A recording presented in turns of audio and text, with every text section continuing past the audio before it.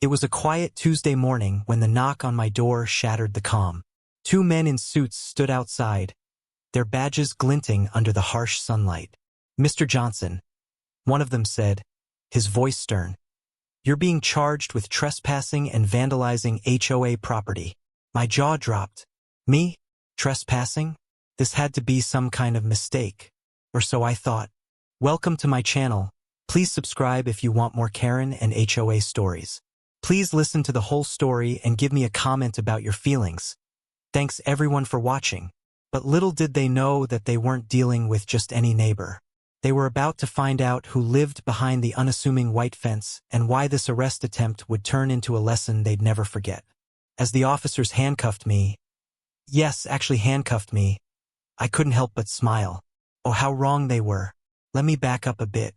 See, it all started a few weeks ago when Mrs. Karen Thompson, the queen bee of our homeowners association, HOA, decided she didn't like the way I parked my car in front of my house.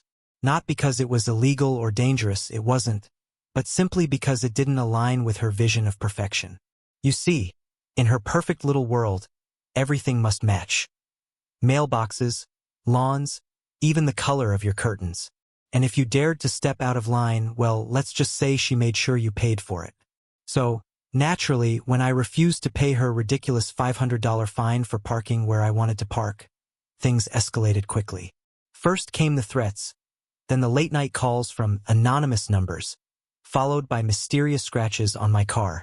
But none of that bothered me as much as what happened next. One day, while I was at work, someone spray-painted graffiti on my garage door, "Pay your fines." It wasn't subtle, nor was it clever. But it was enough to make me realize something bigger was going on here. And now, standing there in handcuffs, I knew exactly what to do. Because see, Mrs. Thompson didn't know the full story about me. She thought I was just another pushover, another person she could bully around. What she didn't know, and what she was about to discover, was that I wasn't just some ordinary guy living in suburbia. No, sir. I was much more than that. As we drove to the station, I kept thinking about how this whole mess began. How an innocent disagreement over parking turned into a war of wills.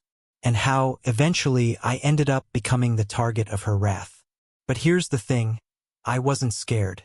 In fact, I was excited. Because I knew that once the truth came out, Mrs. Karen Thompson wouldn't just regret trying to have me arrested. She'd regret ever crossing paths with me. The ride to the police station felt longer than usual. Maybe it was the tension in the air, or maybe it was the weight of knowing what was coming next. When we arrived, the officer escorting me paused before opening the door. He looked at me for a moment, almost sympathetically. "Look," he said quietly, "if you need anything, just ask. We don't usually deal with cases like this." His words hung in the air, leaving me to wonder if he already suspected something wasn't quite right. Inside the station, I was led to a small interview room. The walls were gray, the chairs uncomfortable. Across the table sat Detective Martinez, a seasoned veteran with piercing eyes and a no-nonsense attitude. "All right, Mr. Johnson," she began, flipping open her notebook. "Let's hear your side of the story." That's when I took a deep breath and started talking. About the fines, the harassment, the vandalism. About how Mrs. Karen Thompson had gone too far this time. And most importantly, about who I really was. You see, Detective Martinez wasn't the first person to underestimate me. Back in college, people thought I was just another student.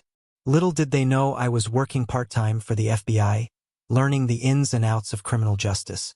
By the time I graduated, I'd risen through the ranks faster than anyone expected. Now, years later, I held a position of power within the Bureau. A role that gave me access to resources, connections, and knowledge far beyond what Mrs. Thompson could imagine. As I explained all of this to Detective Martinez, her expression changed. From skepticism to disbelief, and finally to respect. "Are you telling me," she asked slowly, "that Mrs. Thompson has no idea who she's messing with?" I nodded, smiling faintly. "That's exactly what I'm saying." At that moment, the door burst open, and in walked Mrs. Karen Thompson herself. Her perfectly styled hair framed a face twisted with anger. "This man is guilty," she shouted. pointing dramatically at me. He broke our rules, disrespected our authority, and deserves every punishment he gets. Detective Martinez raised an eyebrow, clearly unimpressed. Ma'am, she replied coolly, I think you might want to reconsider those accusations. Mrs. Thompson froze, sensing something was off.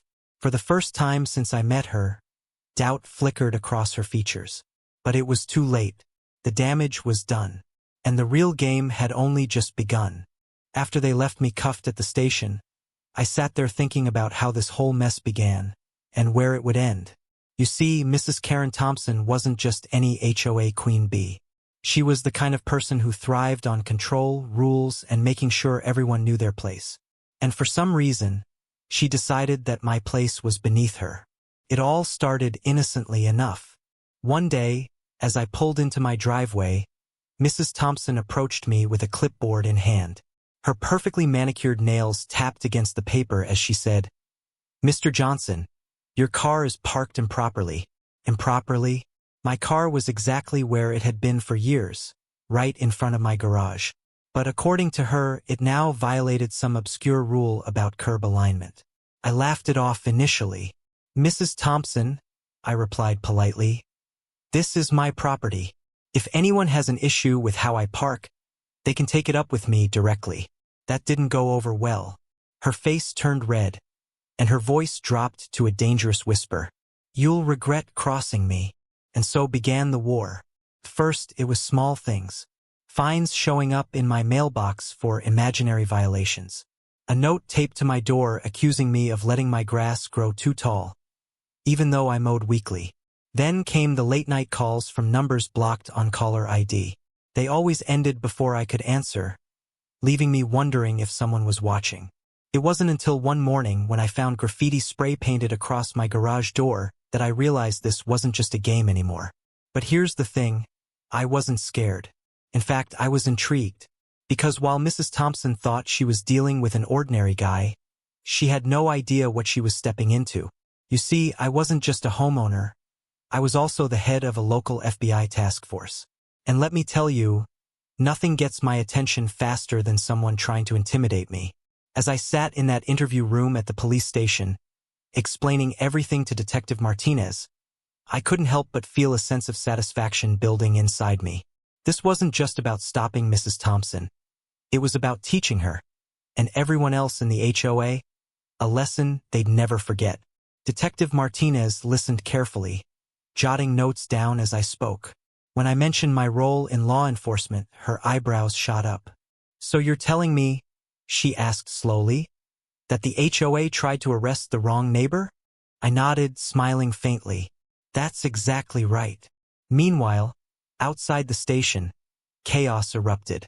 Word spread quickly through the neighborhood about what had happened.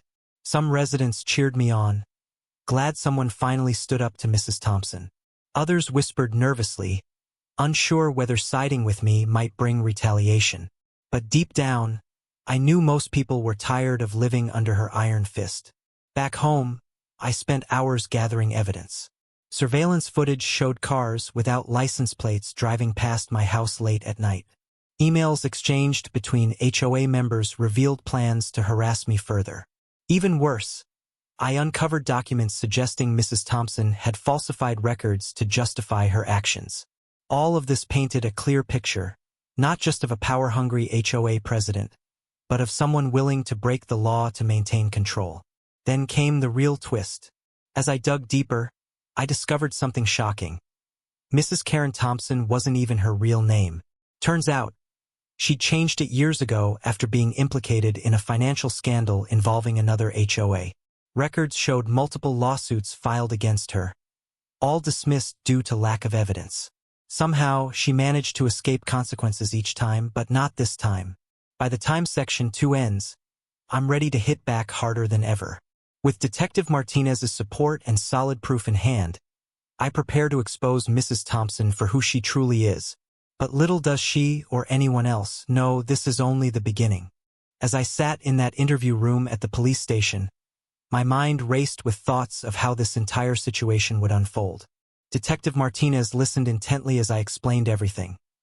The fines, the harassment, the graffiti on my garage door, and most importantly, who I really was. When I mentioned my position in the FBI, her expression changed instantly. She leaned forward, her sharp eyes locking onto mine. "So let me get this straight," she said slowly. "The HOA tried to arrest you? The head of a local FBI task force?" I nodded, keeping my cool despite the absurdity of it all. "That's right. And if they think they can bully someone like me, well, they've got another thing coming." Meanwhile, outside the station, news of my arrest spread like wildfire through the neighborhood. Some residents cheered quietly, glad someone finally stood up to Mrs. Karen Thompson.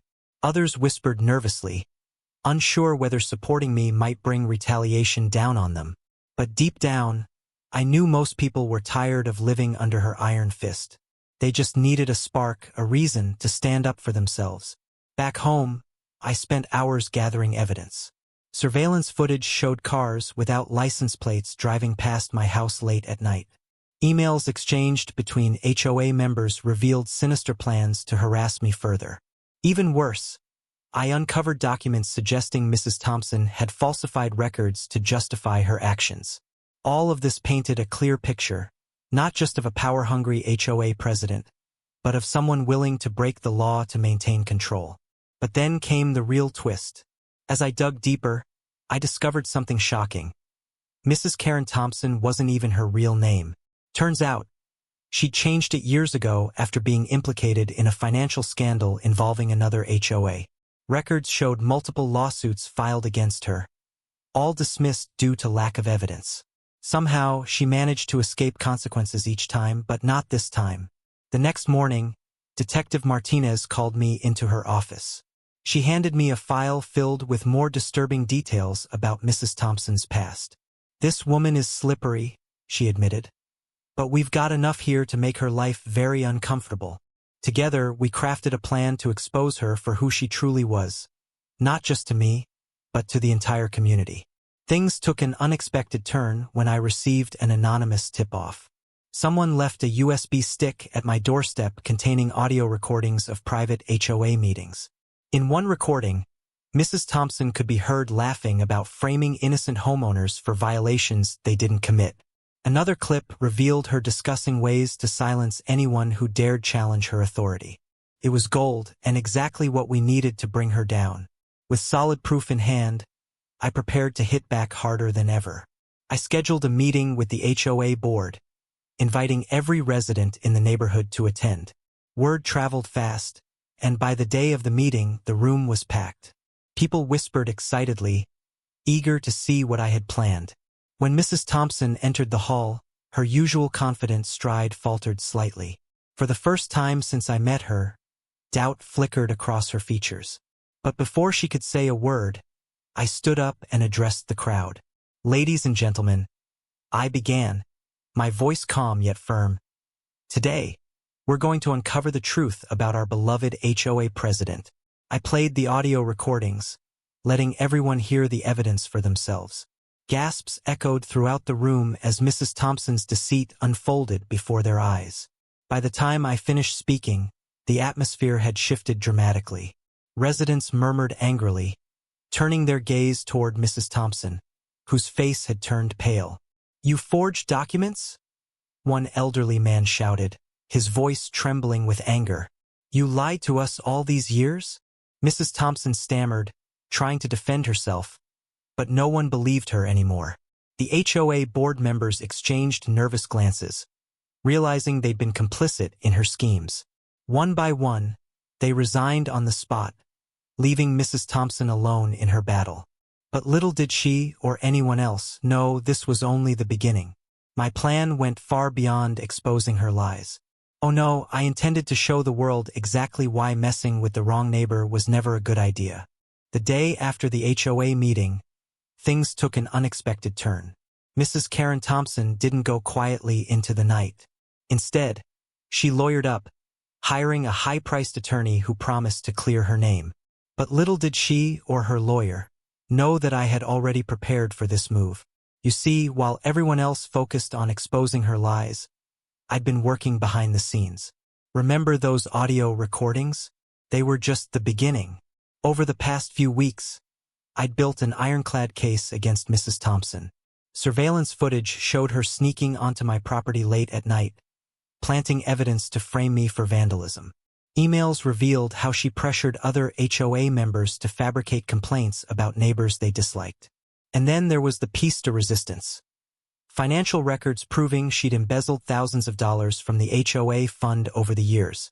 When her lawyer arrived at my doorstep, armed with threats and demands, I greeted him with a smile.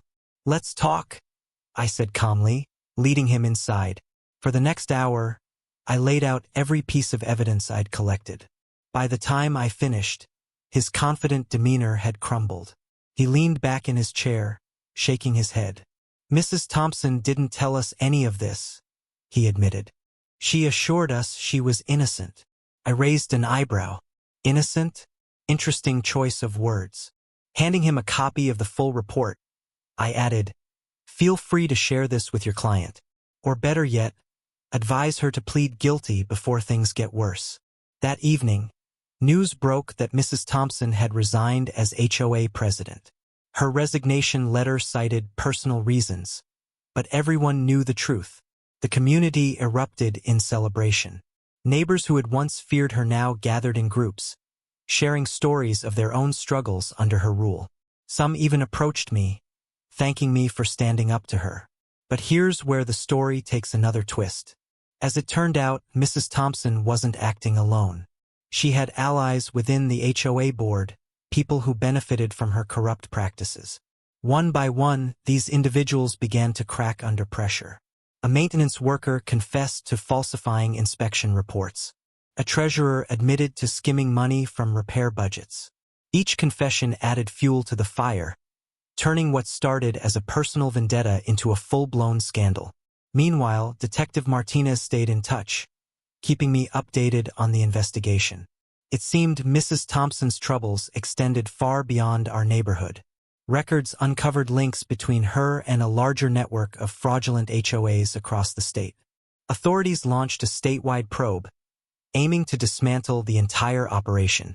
My involvement in bringing down Mrs. Thompson had sparked something bigger than I ever imagined. Yet, despite all the chaos, life went on. Days passed, and the neighborhood slowly returned to normal, or as close to normal as possible. People repaired fences, trimmed hedges, and resumed their routines. But beneath the surface, change simmered.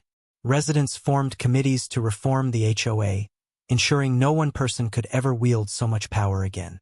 Meetings became less about petty rules and more about building a community based on trust and fairness. Still, I couldn't shake the feeling that the story wasn't over. Sure, Mrs. Thompson was gone, but her influence lingered. Then came the phone call that confirmed my suspicions. It was Ryan, one of the residents who had spoken out during the meeting. His voice trembled as he spoke. "Mr. Johnson, we found something. You need to come see this." Curious, I drove over to his house. What I saw shocked me. Tucked away in the basement was a hidden room filled with documents, blueprints, and files detailing plans for expansion. Plans to acquire more land, impose stricter regulations, and tighten control over the neighborhood. All orchestrated by Mrs. Thompson and her accomplices. This discovery changed everything. Now, it wasn't just about punishing the guilty. It was about stopping them from continuing their reign of terror elsewhere. With renewed determination, I dove deeper into the investigation, determined to expose the truth once and for all. The next morning, I woke up to a strange noise coming from my backyard. At first, I thought it was just the wind rustling through the trees. But as I stepped outside, my blood ran cold. There, in broad daylight, was a bulldozer tearing through my property. Workers in bright orange vests moved about like they owned the place, carving a trench straight through my land. "What are you doing here?" I demanded, rushing toward them. One of the workers shrugged, pointing at a guy with blueprints who looked like he had zero respect for boundaries. "We're laying the new water line for the Oakwood Heights HOA, he replied casually, as if this were perfectly normal. Oakwood Heights? That wasn't even my neighborhood. My property bordered theirs, but legally we were worlds apart. Still, somehow, they decided my land was fair game. I called Lydia, the smug HOA president, immediately.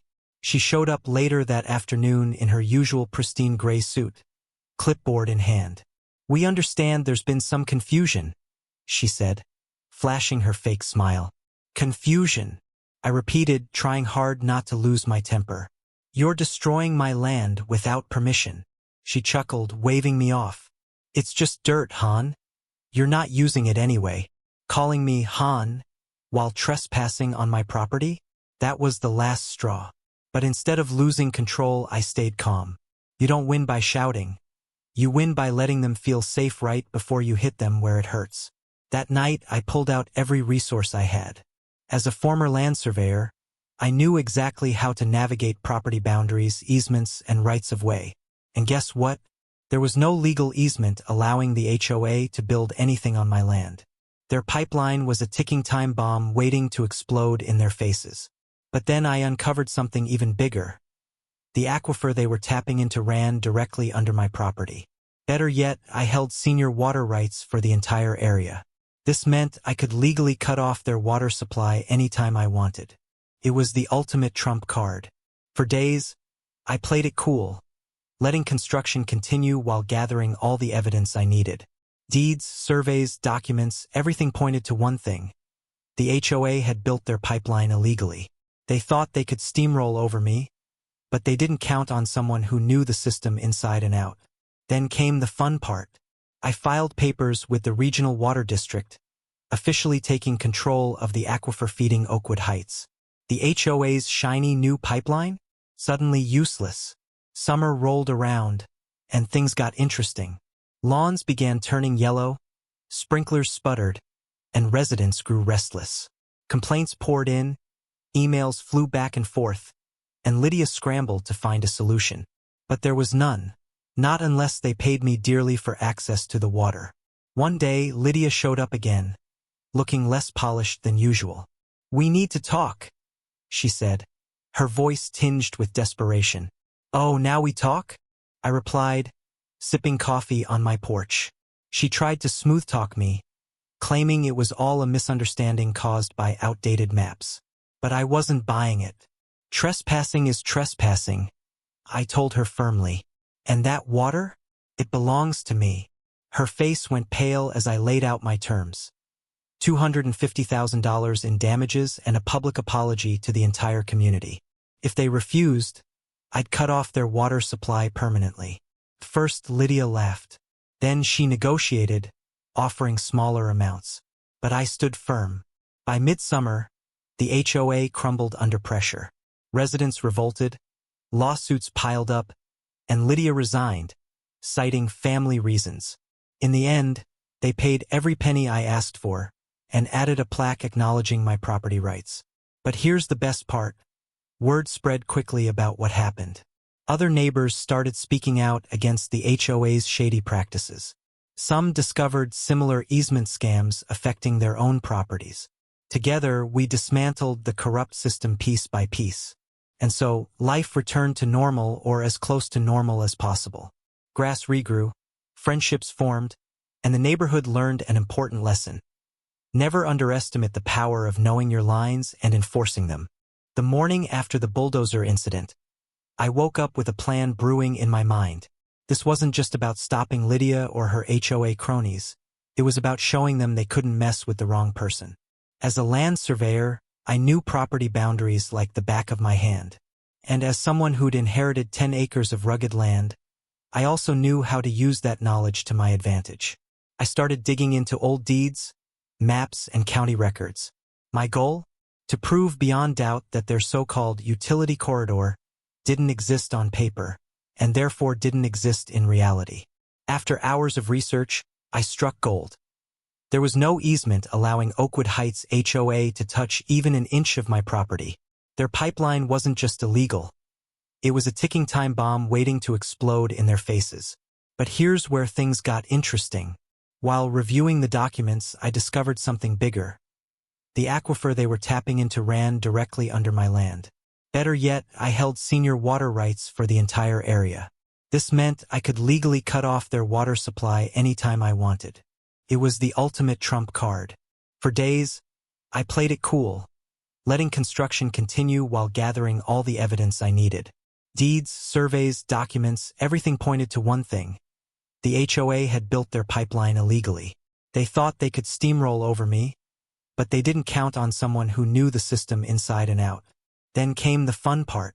I filed papers with the Regional Water District, officially taking control of the aquifer feeding Oakwood Heights. The HOA's shiny new pipeline? Suddenly useless. Summer rolled around and the effects became clear. Lawns began turning yellow, sprinklers sputtered, and residents grew restless. Complaints poured in, emails flew back and forth, and Lydia scrambled to find a solution. But there was none. Not unless they paid me dearly for access to the water. One day, Lydia showed up again, looking less polished than usual. "We need to talk," she said, her voice tinged with desperation. "Oh, now we talk?" I replied, sipping coffee on my porch. She tried to smooth-talk me, claiming it was all a misunderstanding caused by outdated maps. But I wasn't buying it. Trespassing is trespassing, I told her firmly. And that water? It belongs to me. Her face went pale as I laid out my terms. $250,000 in damages and a public apology to the entire community. If they refused, I'd cut off their water supply permanently. First, Lydia laughed. Then she negotiated, offering smaller amounts. But I stood firm. Meanwhile, another twist unfolded. A resident named Ryan approached me, not mad but nervous. "Half the neighborhood hates you," he admitted, "but half wants your lawyer." He explained that this pipeline wasn't their first grab. A year ago, they'd bulldozed through the Wilsons' land, retired folks who took a hush-money deal because they were too old to fight. My stomach turned. This wasn't just my battle anymore.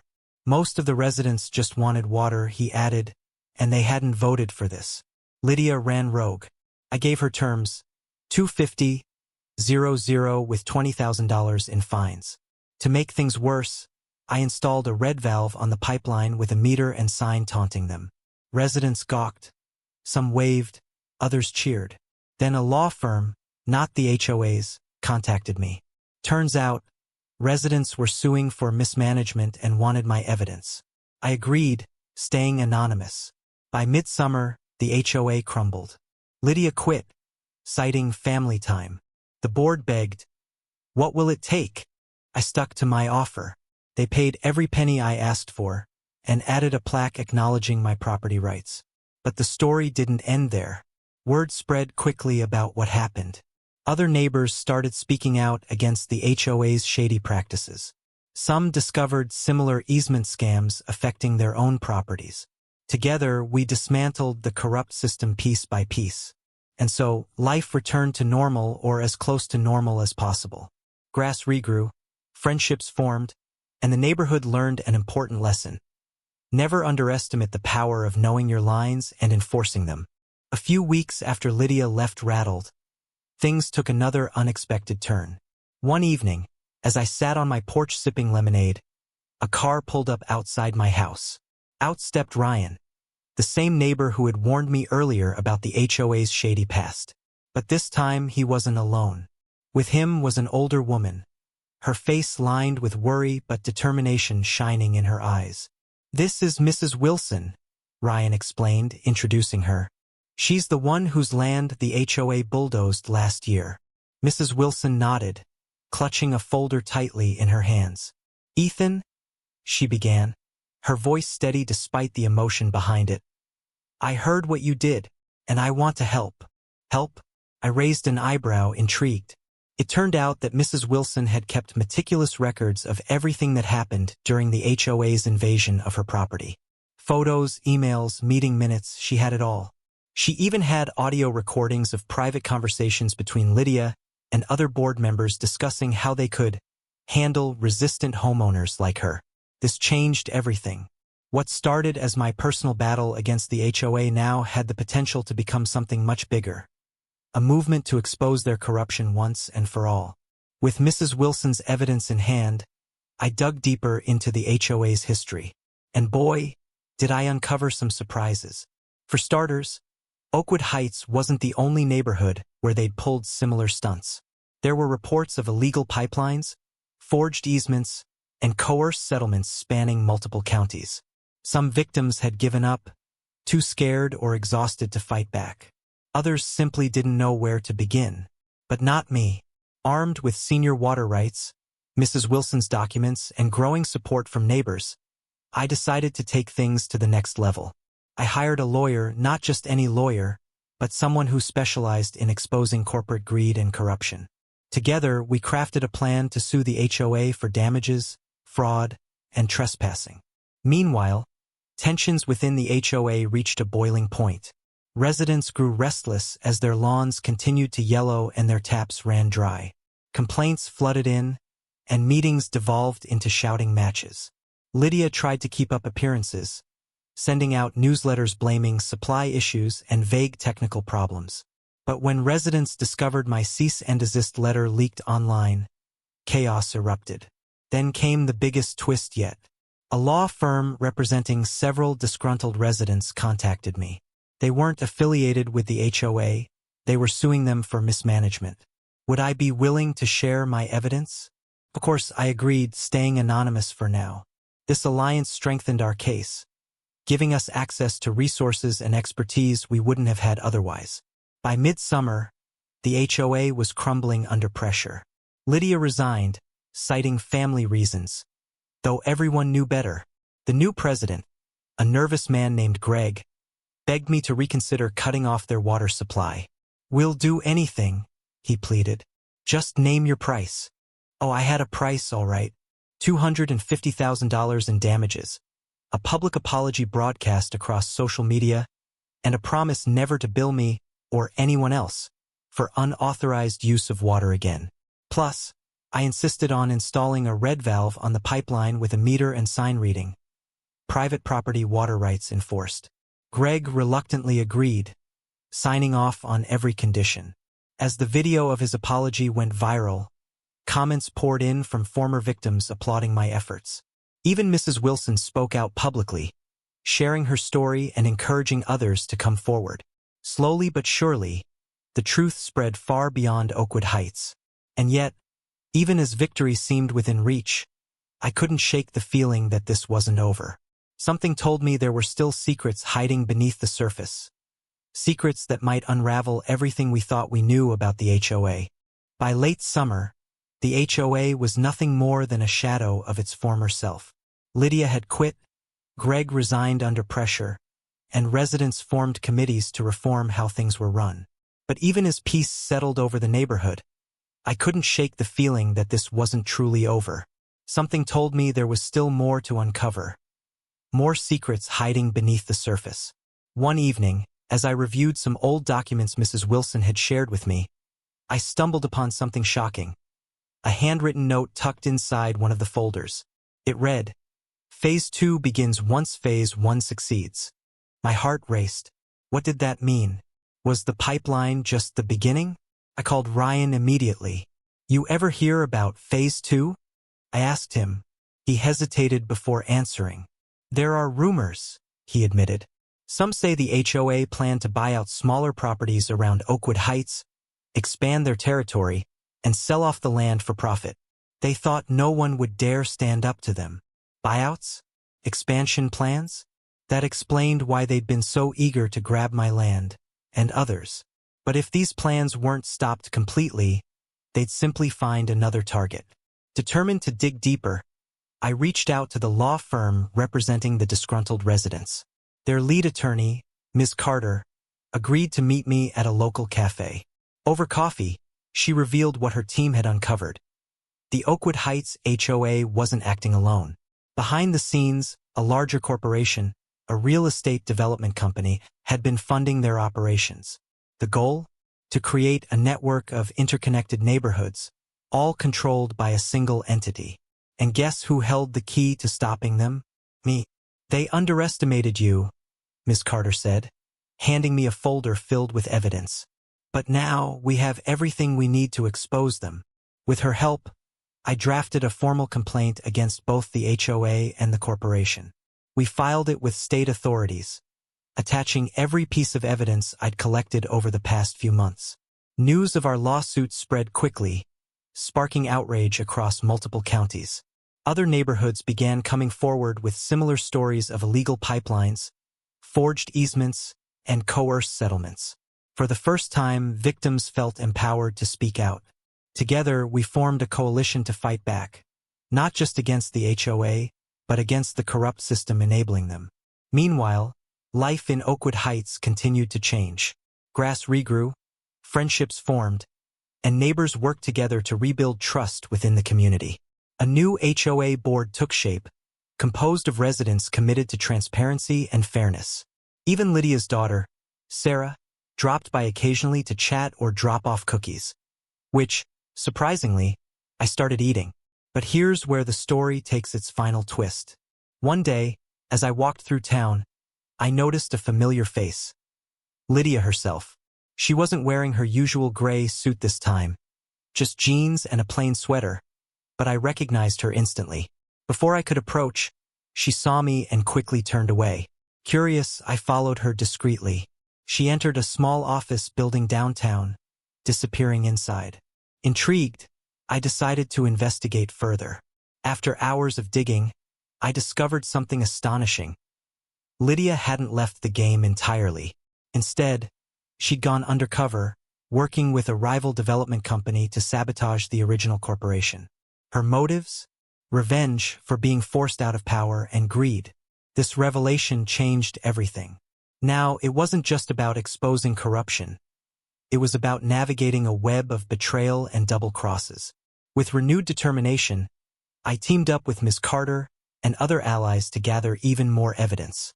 By the end of the year, both corporations were under investigation, and several executives faced criminal charges. As for me, I returned home victorious but also humbled. Winning hadn't been easy, and along the way, I'd learned an important lesson. Control doesn't come from brute force or intimidation. It comes from knowing your rights and standing up for what's right. Whether it's water rights, property boundaries, or basic fairness, the key is enforcing those lines firmly and fairly. And so life went on. Grass grew greener, friendships bloomed, and the neighborhood thrived. Residents thanked me for taking a stand, though I always reminded them, it wasn't just me. It was all of us working together to reclaim our voices and our land. The last word goes to Mrs. Wilson, whose wisdom stayed with me throughout this journey.